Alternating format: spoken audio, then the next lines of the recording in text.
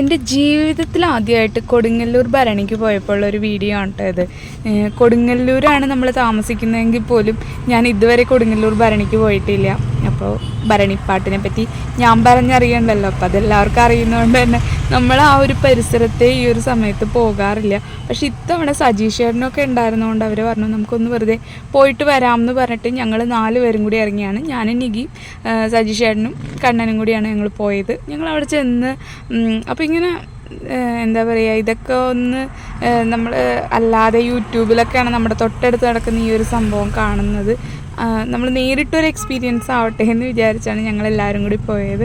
അപ്പോൾ നമ്മൾ ഇതിൻ്റെ മെയിൻ ഡേയ്സിലല്ല പോയത്, 2 ദിവസം മുന്നത്തെ ദിവസമാണ് പോയത്.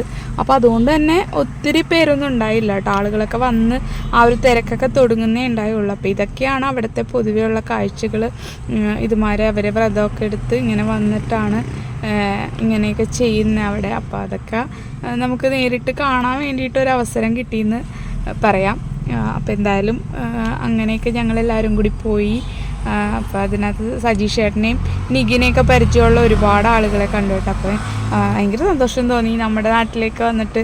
ഇപ്പം നമ്മൾ മാത്രമല്ലാതെ അവർക്ക് ഒരുപാട് പരിചയക്കാരുണ്ടായിരുന്നു. അപ്പോൾ എല്ലാവരും വന്ന് വർത്താനൊക്കെ പറഞ്ഞു, ഫോട്ടോസൊക്കെ എടുത്ത്. അപ്പം അതൊക്കെ കഴിഞ്ഞിട്ട് ഞങ്ങൾ നേരെ തിരിച്ച് വീട്ടിലേക്ക് പോന്നു. അപ്പോൾ അത്രേ ഉള്ളൂ ഞങ്ങളുടെ ഒരു കുഞ്ഞു വ്ളോഗ്.